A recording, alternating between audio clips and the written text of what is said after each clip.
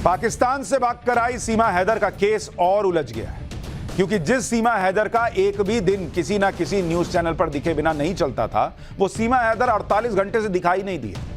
जिस सचिन से प्यार करने का दावा करके वो अपने 4 बच्चों के साथ बिना वीजा पाकिस्तान से भारत आ गई, वो सचिन भी सीमा की तरह ही गायब है।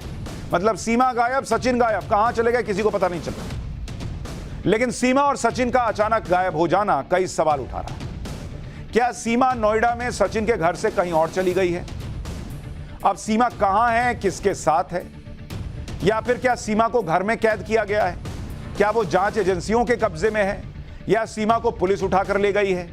ऐसे ही कई सवाल हैं जो लोगों के मन में उठ रहे हैं, क्योंकि सीमा और सचिन एक दिन 1 घंटे ना दिखे ये हो नहीं रहा था, और वो अब 48 घंटे से मिल ही नहीं रहे।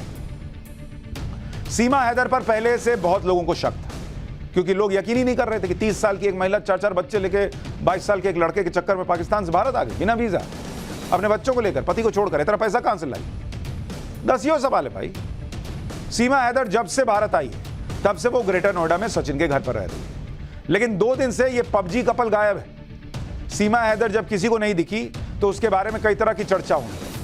जब सीमा का पता लगाने के लिए हमारी टीम सचिन के घर पहुंची तो वहां उस कमरे का दरवाजा ही नहीं खोला गया जिसमें सीमा और सचिन के होने की बात कही जा रही है। हमारी सहयोगी ने बार बार कमरे का दरवाजा खटखटाया, लेकिन वो दरवाजा खुला ही नहीं। बस यही कहा जाता रहा कि सीमा यहां नहीं है। सचिन के घर से सीमा जहां रह रही थी वहां से हमारे सहयोगी की रिपोर्ट देखिए, फिर आपको बताता हूं कि सीमा कहां है, इसको लेकर क्या जानकारी मिली। आखिरी बार मैंने देखा था उनको 13 तारीख में। 13 तारीख और आज 17 तारीख है जी। अच्छा, तो क्या जानकारी मिल पा रही है? घर में है, नहीं है? आप अगल बगल रहते हो? जी पता नहीं मुझे तो, लेकिन मैंने आखिरी बार उनको 13 तारीख में ही देखा था। हाँ, पहली पोस्ट देखा था जब बिल लेके आई थी। अच्छा, तब देखा हाँ। था। उसके बाद 2 दिन से कहाँ है? यहाँ से निकल गई कि वो यहाँ पर है? जानकारी नहीं है। सीमा कहाँ है? कुछ पता नहीं जी। सीमा के बारे में कुछ पता नहीं है। हाँ, हमें खबर नहीं है कर में जन्ना देखो नहीं, हमारे घर को नहीं, कुनबाग नहीं, हमें क्या मतलब है दूसरी कौन सी दिल्ली में? घर के अंदर है, मैंने देखी है जी। कब देखी आपने? आज ही देखी है अपने आंखन से। कब देखी आखिरी बार? ये देखिए, आखिरी बार नहीं, मैंने अभी देखा है, ये घर के अंदर है। अच्छा जी। ये युवक दावा कर रहे हैं इस वक्त कैमरे पे कि उन्होंने अभी देखा। कितना देर हुआ आपको देखे हुए? आधा घंटा। अभी 2 घंटे से हम यहाँ पर हैं, लेकिन अब तक तो कोई बाहर नहीं निकल। आपने नहीं देखा होगा, मैंने तो देखा है। नहीं, सबके अपने अपने दावे हैं। किसी ने नहीं देखा, कोई कह रहा मैंने अभी आधे घंटे पहले देखा था। हमने सचिन के घर के आसपास मौजूद लोगों से भी पूछा कि सीमा और सचिन को आखिरी बार कब देखा, तो लोगों ने सीधे कहा कि काफी टाइम से नहीं देखा। कुछ लोग कह रहे हैं कि आधे घंटे पहले ही देखा। कुछ और लोगों से बात की, सुनिए उनको भी। अच्छा चलिए आगे बढ़ते हैं। सचिन और सीमा के पड़ोसियों की बातें सुनने के बाद 2 बातें तो लग रही हैं कि हो सकती है। या तो सीमा हैदर और सचिन घर पर ही हैं और अंडरग्राउंड हो गए हैं। भाई एक आदमी कह ना रहा है कि आधे घंटे पहले देखा है। या फिर सीमा हैदर और सचिन कहीं और चले गए। सीमा और सचिन को पिछले काफी समय से लगातार मीडिया में कवरेज मिल रही। इसके अलावा सीमा हैदर से मिलने के लिए लोगों की भीड़ भी रोज आ रही थी। इसी से परेशान होकर हो सकता है कि सीमा और सचिन ने खुद को घर के अंदर बंद कर लिया, किसी से मिल ना रहे हो। लेकिन इतने पब्लिसिटी के भूखे दोनों लोग सीधा घर के अंदर बंद हो गए अचानक, ये लोगों को हजम नहीं हो रहा है। दूसरी बात यह हो सकती है कि जिस तरह से सीमा पर जांच एजेंसियों का शिकंजा कस रहा है, उससे घबराकर सीमा कहीं चली गई हो सचिन के साथ। इसमें से दूसरी बात की संभावना ज्यादा दिख रही है, क्योंकि सीमा हैदर के पाकिस्तान से भारत आने की कहानी में कई झोल हैं और इसी को लेकर जांच एजेंसियां सीमा हैदर की जांच कर रही हैं। यूपी एटीएस ने भी सीमा हैदर की जांच शुरू कर दी। सीमा के भारत आने के रूट और नेटवर्क की जानकारी जुटाई जा रही है। नेपाल में सीमा कहां कहां गई थी, उसकी जानकारी खुफिया विभाग को मिली भी है, बताया जा रहा है। होटल मालिक और मैनेजर से भी सीमा के बारे में जानकारी जुटाई जा रही है। यात्रा के दौरान सीमा ने जिन नंबर्स का इस्तेमाल किया उनकी भी जांच हो रही है। सीमा के साथ उसके पूरे परिवार की डिटेल खंगाली जा रही है। एटीएस भी सीमा के पुराने मोबाइल नंबर्स का पता लगाने की कोशिश कर रहा है। सबूत मिलने पर सीमा हैदर की जमानत खारिज कराई जा सकती है।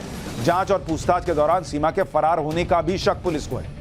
यानी यूपी पुलिस और यूपी एटीएस को इस बात का भी अंदेशा है कि सीमा हैदर पूछताछ से बचने के लिए फरार हो सकती है। और पिछले 2 दिन से सीमा कहीं दिख भी नहीं रही। अब उसको शायद या तो लग रहा होगा कि इतना जासूस हो रहा है, कहीं मुझे अरेस्ट ही करके फिर से अंदर न डाल दें, जमानत खारिज न करा दें। सीमा के फरार होने की आशंका को देखते हुए पुलिस लगातार सीमा पर नजर भी बनाए हुए है और सीमा से पूछताछ भी कर रही है। कुछ लोग ये भी दावा कर रहे हैं सीमा पिछले 2 दिन से क्यों नहीं दिख रही है, इसके पीछे की एक थ्योरी ये भी चल रही है, जिसके मुताबिक आज पुलिस की टीम सादी वर्दी में, कहा जा रहा है कि सचिन के घर पहुंची थी। पुलिस की टीम फ्रंट दरवाजे से अंदर आई और पिछले दरवाजे से सीमा को लेकर चली गई, ये भी दावा किया जा रहा है। और कहा जा रहा है कि पुलिस सीमा से पूछताछ कर रही है। तो ये एक अलग थ्योरी आ गई, मतलब एक आ गई कि वो भाग गई है, एक है कि अंदर ही है, और तीसरा है कि पुलिस उसको ले गई है पूछताछ के लिए। यही बात अब सामने भी आ रही है कि पुलिस किसी सीक्रेट लोकेशन पर सीमा के साथ पूछताछ कर रही है। पुलिस और जांच एजेंसियों की पूछताछ में सीमा हैदर को अभी कई सवालों के जवाब देने हैं। सीमा ने अपनी कहानी में कई बार यह कहा कि उसके पास सारे दस्तावेज हैं और वो पुलिस ने उसके डॉक्यूमेंट जब्त कर लिए, लेकिन जिन सवालों के जवाब सीमा ने अभी तक नहीं दिए, भाई वो तो अभी भी हैं। जैसे सीमा और सचिन की बातचीत किन मोबाइल नंबर से होती थी, ये उसने बताया ही नहीं। भारत आने पर सीमा ने किस मोबाइल नंबर का इस्तेमाल किया, कराची से भारत तक पहुंचने में सीमा की मदद किसने की, पाकिस्तान में सीमा का पुराना मोबाइल नंबर क्या था, नेपाल में किसकी मदद से सीमा ने होटल बुक किया और वहां रुकी, सीमा के पास 6 पासपोर्ट क्यों थे जबकि उसके पास 5 पासपोर्ट होने चाहिए थे, भाई 4 बच्चे और एक वो, छठा पासपोर्ट क्या कर रहा था, पाकिस्तान से भारत आने के दौरान सीमा किन किन लोगों के संपर्क में आई। इन सवालों के जवाब सीमा ने अभी तक नहीं दिए और वो पिछले 2 दिन से गायब भी है। लेकिन सीमा ने सोशल मीडिया के जरिए अपना जवाब दिया है। आपको सीमा का सबसे लेटेस्ट वीडियो दिखाता हूं, जिसमें सीमा अपने पाकिस्तानी जासूस होने और पाकिस्तान में कई बॉयफ्रेंड होने की बातों पर जवाब दे रही है। ये जो लास्ट उसका सबसे ताज़ा बयान देखने को आया था, उसके बाद से तो वो गायब ही है। सुनिए उसमें क्या बता रही थी। पहली बात तो जो होगा, जो सच होगा वो ज़रूर सामने आएगा। दूसरी बात, तो इजाज़ की बात को बढ़ा चढ़ा के बोला जा रहा है। मेरे हैदर पति ज़रूर थे, मेरी मोहब्बत सचिन है और सचिन ही रहेंगे। इजाज़ मेरे भाई सम्मान था कि अगर तुम्हारी बहन तुम्हारे साथ फ़ोटो खिंचवाए और कोई दुनिया वाले उसको गलत कहें, क्या आप उसको मान लोगे? क्या वो सच होगा? वो मेरे भाई सम्मान था। हाँ, मैं उसके साथ 3 वीडियो बनाई थी साथ बैठे हुए, और सचिन के साथ वीडियो और उसके साथ वीडियो बनाई हुई, रील बनाई हुई में ज़मीन और आसमान का फ़र्क है। तो मैं उनको यही कहूँगी, इंसानियत की नज़र से देखें, ठीक है, जो जासूस हूँ या नहीं वो कानून कर रहा है। ये आखिरी वीडियो सीमा हैदर का बताया जा रहा है और इसके बाद से वो गायब है।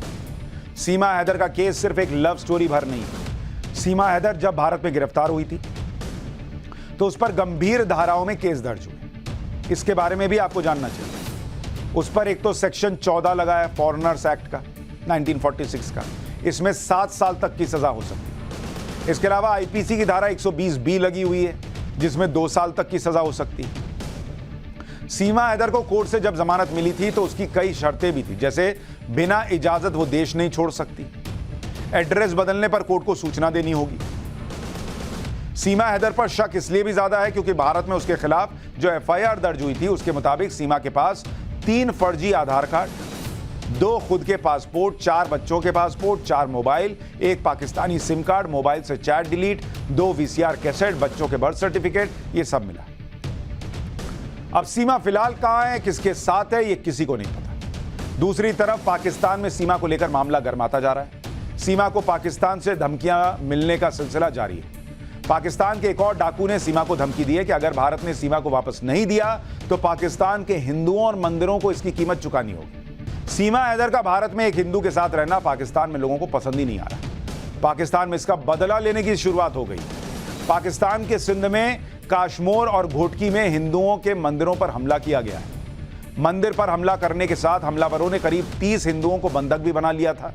काश्मोर के मंदिर पर रॉकेट लॉन्चर से कहा जा रहा हमला किया गया।